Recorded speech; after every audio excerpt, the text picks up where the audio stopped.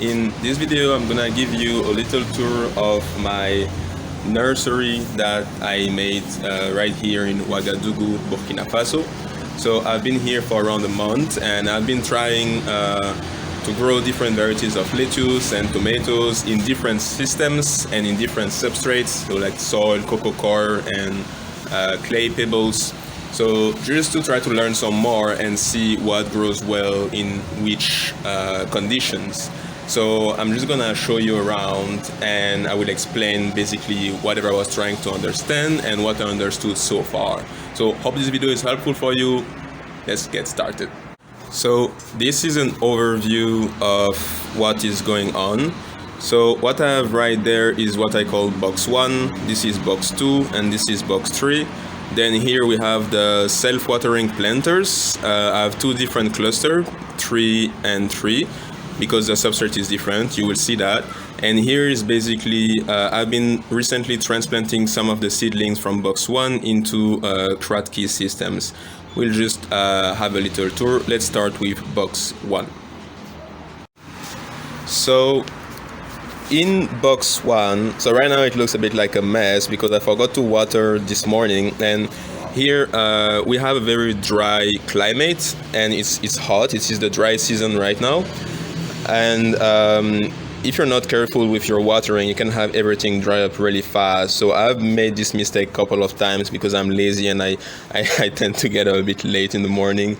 So I'm trying to figure out ways to reduce the maintenance required. For example, I like now to just fill up the bottom trail so it will just water from the bottom. Like this I don't have to come and mist all the time. So let's see what we have here. So in this one I germinated directly from seeds and mainly in potting soil.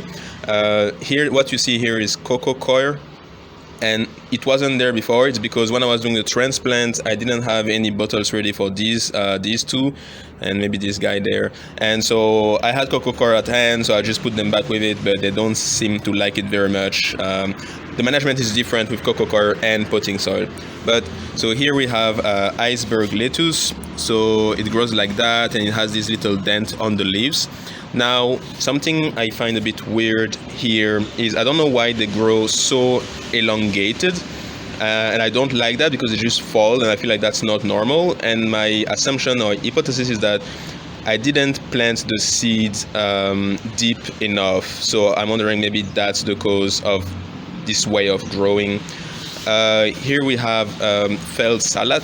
So this is in German. So in English that's Lamb's Lettuce. Yeah, Lamb's Lettuce or Field Lettuce, something like that. So all of these are lettuce, but different varieties. So this make like small leaves, and it grows quite slow. But you can see we already have the true leaves that started coming out, and the seed leaves are still around. For the Iceberg Lettuce too, see that this is the true leaves and we can still see the seed leaves that are there. This system is, I think, something like three weeks old, but I have time lapse coming of these guys growing, so you'll be able to see them. And here we have rucola or arugula. I'm not sure which one it is, but it's this small leaves you find sometime in salad in restaurants, and it's very spicy. And this is also not gonna be very big, so we already have the true leaves and the seed leaves are still there. Here we have again, like it's a bit of a mess because they started falling down because of the heat before I came and watered. So this is Leafy Lettuce. I don't know if that's the exact name, but that's the translation I found from the German name. This is which is Flug salad. Basically, it's something that you have like the salad head, and you can cut the leaves, and you eat it like that. You basically come and cut the leaves you want, and then you just leave it like that. While the other one, the Iceberg Lettuce, it's gonna make like a full head. Then I planted Chinese cabbage, so seeds that I got from China, but everything failed. I don't know, it seems they just don't like it here, or maybe the seeds were too old, or I didn't preserve them well enough. All these seeds here, I got the seeds in Germany. That's why the names were in German. So until I translated, I was like, okay, what is that? And then here is the thyme. The thyme I got the seeds in Germany too. And yeah, here too we have the true leaves that are out. So out of all of these, the one that grows the fastest is the rucola, and then you have the tulle lettuce. This is the slowest, and this also germinated quite fast. So overall in the potting soil it did well, and I usually mist in the morning. In the evening I often forget, but I realize also bottom watering works well, because in this climate I can put so much water because everything will dry up really fast. But if you're in a climate like in the US, well, maybe the US is big, it's different places, but like in Germany, like in Hamburg where I was for a time, if you do that, it will just stay moist very long, and then you might drown your plant because there won't be enough oxygen in the potting soil. And usually I cover it with that. Here at the beginning when I covered it, I thought it would be too hot, because well, it's hot in here, but I put this so that you have some aeration. And it's because I put this to keep the humidity, because the air is very dry, so it just soaks in all the water. So I try to keep humidity, but I'm doing that, but I'm still not sure if it really helps. But I thought that would be good to have this like micro environment inside the box. That's why I'm calling them like box 1, box 2, etc. Okay, so box 2 was another experiment. So it's the same varieties. I'm doing some like, okay, it's holding. Bear with me because we are right next to the road here, so there's like a lot of moto and cars going, so I hope you hear it okay. So this is box 1. So bumping right now it's dry, but usually I don't keep it dry. I put water like with this one, and it's the, oh my god, why are you moving like that? Okay, it's not dead, huh? Oh my. So these need transplant, like all of these need transplant. That's actually why I'm doing this video now, because they're gonna end up in Kratky bottles. That's what I'm experimenting with right now, but I'm a bit slow. I'm supposed to do that this week because now they're too big to stay in there. So here we have the rucola again. So surprisingly, in this system I have the fastest growth, and I think it's because the roots are already dipping in water, so the hydroponic style, while here the germination was faster because the seeds were protected inside the soil, and with like the humidity and low light, so it was a nice environment protected. Here germination was a bit harder because I had to place the seed on top of the clay pebbles, like a bit like this one, you see, but this is Chinese cabbage. Here it didn't work neither. It didn't work in any system, the Chinese cabbage. So yeah, the rucola is here, so the seeds are already, the roots are already in the water, and I don't know if you can see them. No, you can't, but I'm not gonna play too much with that, because the problem when you plant only on clay pebbles is that it's not very stable. You can have the seed fall off or the plant fall off because they can move, and right now they're a bit big. This is clay pebbles that I got here in Ouagadougou. So it's working fine, but I feel like the one I got in Germany were better qualities, but I suspect it's not the same because here you don't have the little air pockets like the one you can find sometime in Europe. And here I still have dust particles when I put this in water. So if it was a system with a pump, it might clog the pump. So it's okay with Kratky, but I don't know if it's gonna be okay with other systems. So this is the rucola or arugula. This is I think it's the fluke. Yeah, I think it's the fluke salad. I'm not sure. Let me check. Because the fluke and the iceberg, yeah, it's the fluke. The leafy lettuce. So again, this is the iceberg lettuce. Again, they are growing elongated, and I really don't like that because you can see when I transplant them, I put them nicely in the Coco Coir. So Coco Coir is just the coconut fiber from a coconut. It's the fibrous part between the inner and the outer shell, and you can make hydroponic substrate out of that. So, but they're growing well so far. The true leaves looks fine, but it's just that the structure, I feel like it's not adequate. The plant is struggling just to hold itself upright. So I don't really like that. And putting the seeds there, that also didn't make sense, because imagine you have to do that for like 100, 200 plants, and you have to be very careful putting the seed on top of the clay pebble. And if you move it a bit, the seed might just fall in the water. Like, like there's one that started growing in the water. Like I don't remember which one it is, but there's like this baby plant. I thought it would die. Oh, you see, you can see the seed. You can see the roots, already chilling in the water. So it's already like a mini kratky, right? But there's not enough water, so I have to transplant them in a proper reservoir.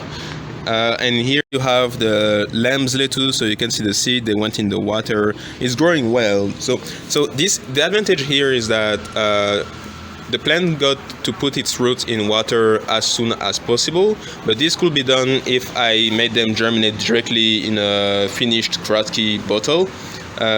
Kratky is just when you grow something above water and the roots goes in the water, right? That's what I call kratky. Like these things, you see the roots just goes in the water. Instead of doing that here, so I feel like I could just skip this step. And the problem with only clay pebble, I feel like it's the plant doesn't have much to hold itself to. I feel like it's not the best, especially when it's germinating directly in there. So I like the terreau, but I don't know exactly now how the terreau is potting. The terreau is French for potting soil. Sometimes I just mix things up. So I don't know how potting soil affects the nutrient solution you will have in your water, in your hydroponic system. So because I know that in hydroponics you want something neutral, right? That doesn't have any nutrients in there, any microorganism, and potting soil do have these. So I don't know how it's going to affect the solution. But when I transplant, I usually try to remove all the potting soil, but there's still a little bit remaining, and you can see it just goes at the bottom. Okay, so that was box 1. Box 2. So box 1 germinating with potting soil. Box 2 germinating directly in clay pebbles, only clay pebbles. Germination was faster here, and the growth is also very good here. And I think it's because the plant is simply more protected. Here it's going all right. You can see the plants grew, but I feel like they look a bit weaker, and they have more. They have to spend more energy just trying to stand up, because they don't have much to hold themselves to. It's more unstable, and large scale that will simply be a mess.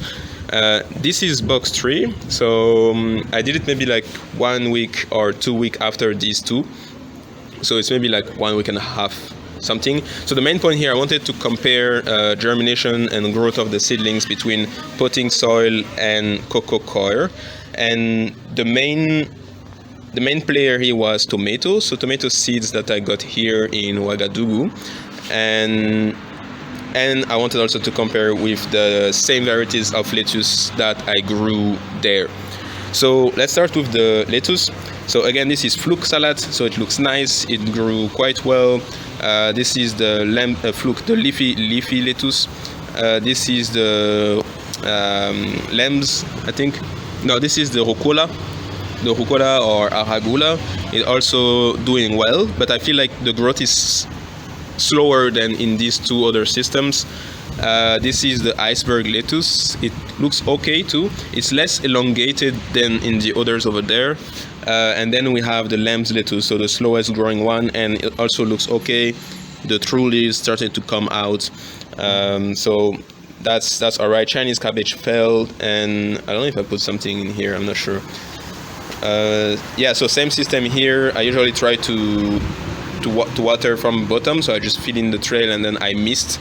I already started mixing a bit the water with a bit of nutrients, because to accelerate the growth, and because I'm doing hydroponics, so I'm already training myself to use nutrient solutions at different ratios. So now for the tomatoes, the difference was drastic. I don't understand what happened.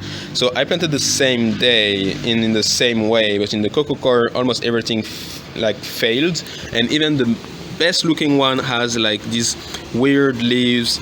I don't know what happened. While in the potting soil, the germination was near perfect. Actually, it was perfect. Everything grew except maybe this guy here that had trouble. So one assumption is, I know that in Coco Coir there is high salt levels. Is there something in here? Oh yeah, that's like a tomato that just like failed. You see, like they have like so much trouble. It's like these guys. Yeah, so maybe it's like the structure of the Coco Coir that make it harder for the seed to germinate, because there's like more like filaments and it's a bit more of a mess than in the potting soil. Also, then I know that Coco Coir have high salt levels, and this might affect the germination and growth of the seedling. And also the management should be different for these two substrates, because Coco Coir holds, like the aeration for Coco Coir is different than in potting soils. It's actually higher, but the moisture retention is lower than in the potting soil. So this should be watered way more often, and there's less risk of drowning the plant. While here there's a risk of drowning the plant, but it doesn't need water that much because it holds the water very long time. So I think these things just affected the thing. And also something I didn't do here that might have made a difference is I didn't wash it before, because usually to remove the salt levels you're supposed to like wash the Coco Coir and then let it leach or soak, basically remove the salt or whatever is in there. Yeah, especially that like this comes from Ivory Coast, and I don't know how well they handled it, because I've saw online that you can find suppliers that have this very nice Coco Coir. Basically everything was already done before, and yeah, so for this I might need to wash it, because I know that, for example, when I watered before, I had it in the self-watering planters, and if, for example, I watered that from above, the water is gonna turn brown, and this is, I don't know why, if it's the pigment or it's something else, and I don't know how it's affecting the plant. So maybe that's also this reason, but basically I know that if I want to germinate the tomato, I will just germinate them in potting soil. So this is box 3. Now let's check out the self-watering planters. So this is cluster 1, so with potting soil, and this is cluster 2 with Coco Coir. So a self-watering planter, the way it works is basically you can take a bottle, you cut it in half, you flip it, and you flip it like that, and then you put it in the bottom part. The bottom part is going to be the water reservoir, and the top part is going to be the substrate reservoir. So substrate is just the thing in which the roots will put its plant. It could even be, I don't know, you could take like whatever is next to you. You could even like take the pencils next to you, break them down, put them in a pot, and then water it and put seed in it. If the seed grow and put its roots around the pencil is your substrate. So substrate is just that. So here it's potting soil, the same that I use here and here. And yeah, and then you will put a piece of cloth, you'll make a hole in the cap of the bottle, and then put a piece of cloth through it so that it goes up in the substrate reservoir, and then the water will just go up through the cloth through capillary action, and it will come here and chill in the substrate reservoir. So the thing you want to consider here again is how much your substrate holds water and how aeration is in the substrate. For example, something I realized with the potting soil is that I feel like it holds water too much, and therefore I feel like there's too much water in the substrate all the time, and this reduces the oxygen level in the substrate, and then the plant don't have enough oxygen for its roots. So this is again the rucola, and it's like maybe like 3 weeks old, and the true leaves are out. It looks okay. I'm not very satisfied with it, but it looks okay. I already started enriching the water, so there is some nutrients in the water that I added myself. This is the Iceberg Lettuce. I really don't like how it grew in here. It's very long and thin, and it just falls. So it's not really liking this system. And you can see, well, this is completely on me. Normally, when you do something like that and you put nutrients in water, you want to put something around it or to paint it in black so that the sunlight doesn't go inside. Because when sunlight goes inside, algae start growing, and you can see here that's one of the problems you can have with hydroponics if you have transparent reservoir. Then this is the lamb's lettuce, so it looks okay.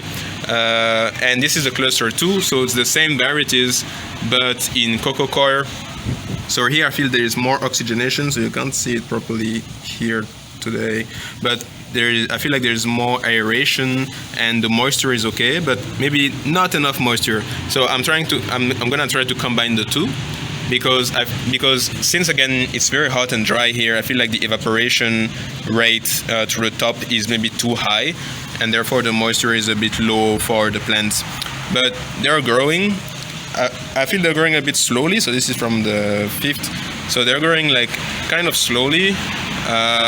This is the rucola again. It's the slowest growth I've seen out of all these systems. And this is the lamb's lettuce, again, very slow growth. Yeah, so the main advantage with these systems, if I'm trying them, is because you don't have a lot of maintenance to do. Basically, you just need to check out the water. If the water starts to be done, you just fill up the water again, and that's it. And then it just takes care of itself. That's why it's called self-watering planter. While here, I have to come and like water myself, because otherwise it will just dry up and everything will die. And here again, since it's already the principles of Kratky, I just need to make sure the water is not finished, otherwise the roots will dry up. But right now the roots are okay. But here the main problem, as I told you, it's not a proper Kratky. That was just to germinate, because here there's not enough water, and also there's too much. It's not closed, because in Kratky you want it to be closed around the substrate, so that here moisture is retained, because now the water level is going down way too fast and I have to top up often. And the risk in Kratky, if you top up, you might drown the plant, because the roots of the plant that are in water takes in the water, but the roots that are not in the water becomes aerial roots to be able to take in oxygen to breathe, because the plants need oxygen through the roots. So you have two types of roots that start developing. Here, I doubt we have the aerial roots, because for them to develop, you need high humidity, and that's why you want to close everything, okay, so that you have high humidity. You're gonna see, because that's the Kratky system, and I will be transplanting all the seedlings in similar bottles, except the tomatoes. I'm gonna try other things. But you see, again, we have the reservoir, so that's like a bottle. We have much more water, because for lettuce it's something like 2-3 liters you want. This is a bit less, but I think it's gonna be alright. The plant's gonna fill it up, all that with the roots. But then the part of the roots will be in the water, but then you will have this air pocket between so that's what we call the netting cup. Like basically where, like the thing you put the substrate in, so that it just doesn't fall in the water. So here I just took the bottle, cut it, made holes on the top, so that the roots will be able to go through at the bottom too. And then I just put it back in there. I use the principles of like the self-watering planter, like that.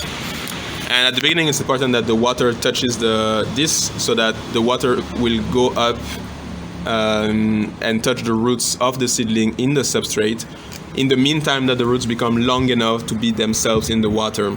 But yeah, so the very important part here is this little air pocket in between the water and the netting cup, because this, since it's closed here and there's a lot of Coco Coir, the water cannot just escape. So we have a space with high humidity, and this will allow the plant to develop aerial roots to breathe in this pocket and take the water and the nutrients in the water, directly in the nutrient solution.